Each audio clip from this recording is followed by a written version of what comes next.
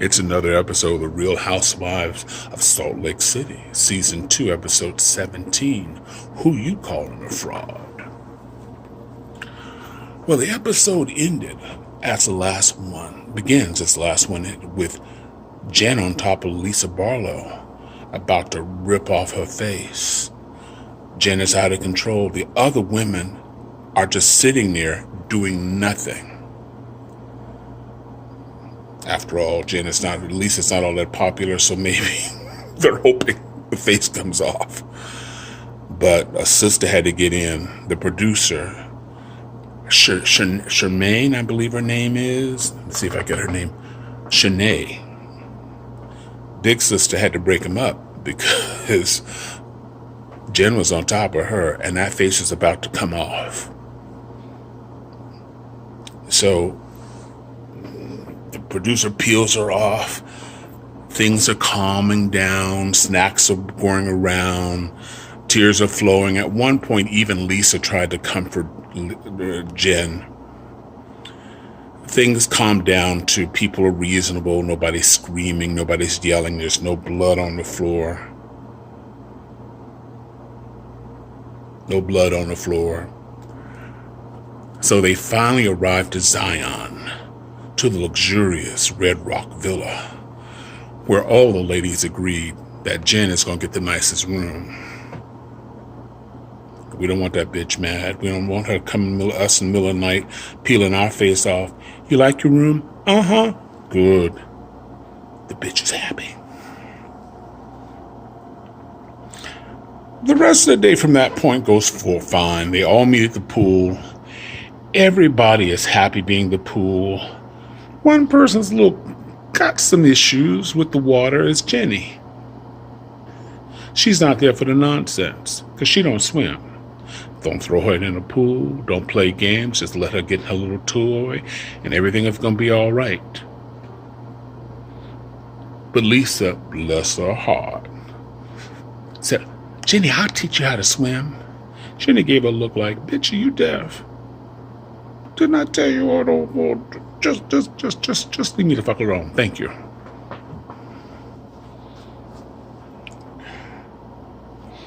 As the day progresses, things are relatively cool. But you know this is the Housewives. It's not going to last that long.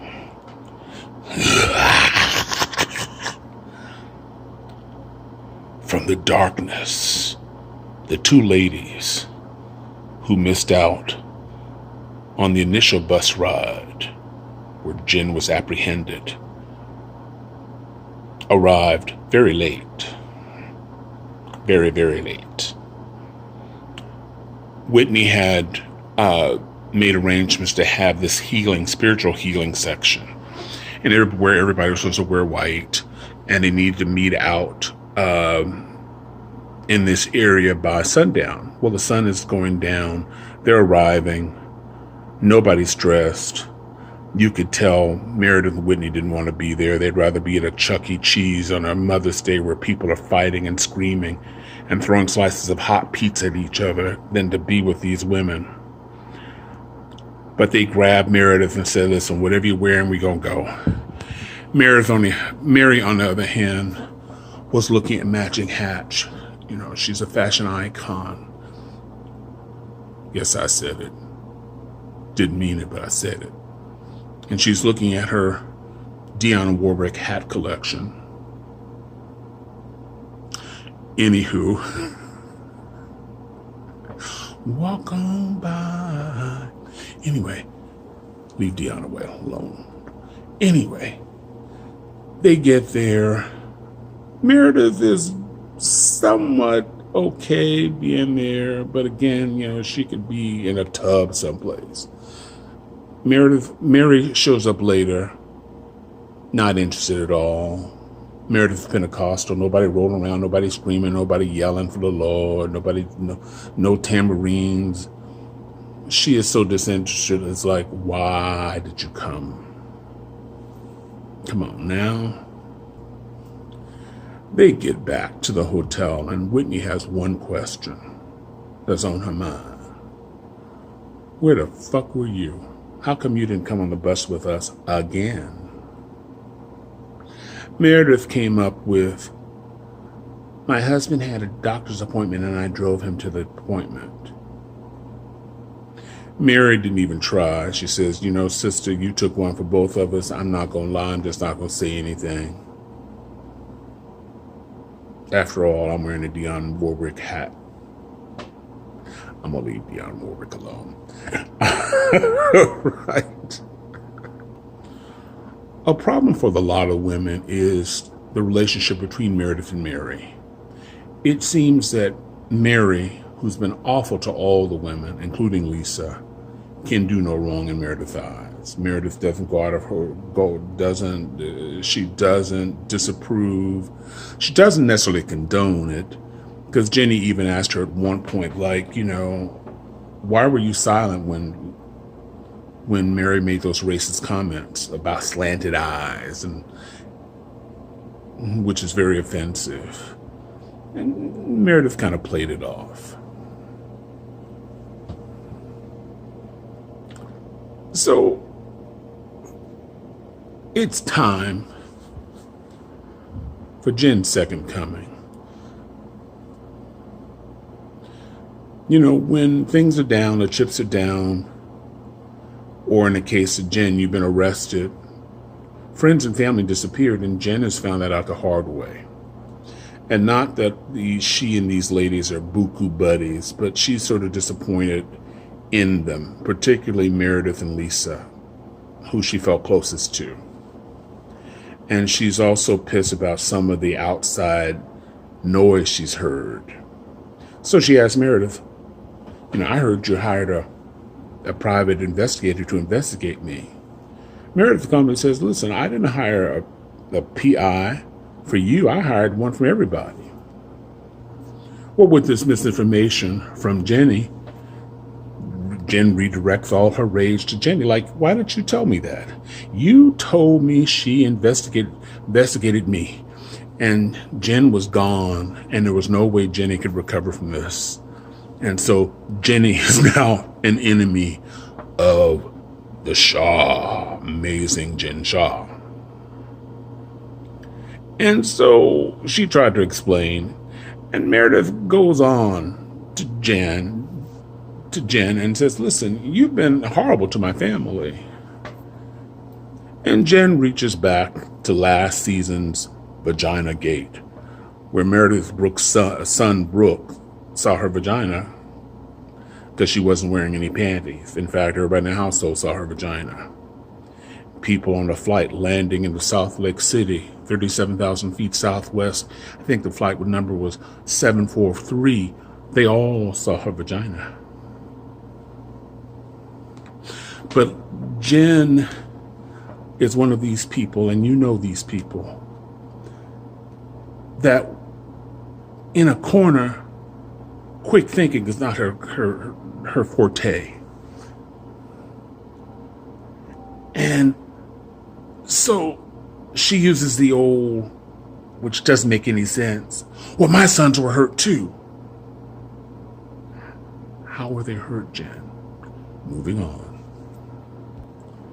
Then we have the issue of Whitney and Mary. Mary knows she's wrong. And I've said this before, Whitney was a friend when nobody else was a friend to Mary. But tonight, Whitney's not going to get an apology. In fact, Mary says she doesn't have the mental capacity to say that they're friends. Mental capacity. Maybe it's a Dionne Warwick hat. I'm sorry. All right, moving on.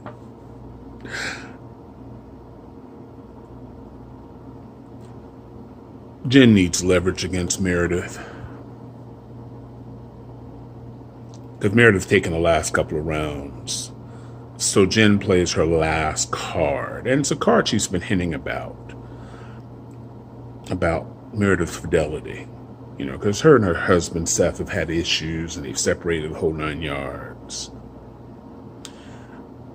But her reaction makes me think, is this significant? Because at one point, Meredith claps back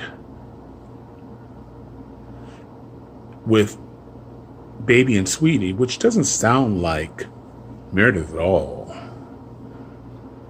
And so Jen goes, well, Meredith, your family's been mean to my family. Again, unable to connect the dots. Jen is not good at this. Well, with the news that Jen hasn't been nice to Meredith's family, the world crashes in. Everybody is on everybody. It's girl on girl. It's Lisa versus Meredith. You were never my friend. And there's Meredith versus Mary. And there's Meredith versus Jen. And everybody's screaming. Jen jumps out and gets in Meredith's face and says, do you want to know what you've done? You don't want me to tell everybody what you've done, right? Really? You want me to tell them what you've done, baby? Oh, sweetie, you have no idea what I know. She's really threatening Meredith. And Meredith, obviously, but it turns left. Meredith, instead of going on to like what happened, Jen says, well, you had something to do with my arrest. What happened? Well, that didn't work. So Meredith gets up, leaves the table, and she says, well, I wonder if they know about your 10 boyfriends, alluding to Meredith having all these affairs.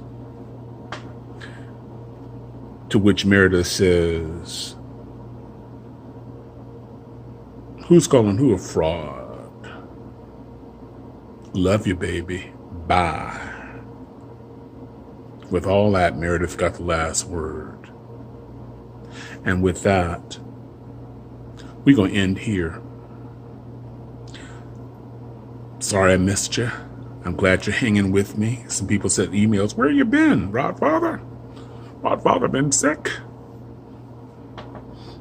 Just when I felt better, I thought I'd get the booster, and that put me off for a day. But I hope to see you next Monday. We're getting down to the last couple of episodes. You heard about Mary and the reunion, or who wasn't there. With Bravo, that's not good for a future on the Housewives, but we'll talk about that later. Meanwhile, thank you very much for watching, putting up with my nonsense. Dionne Warwick, I love you. I really do. And your hats. And your tracksuits.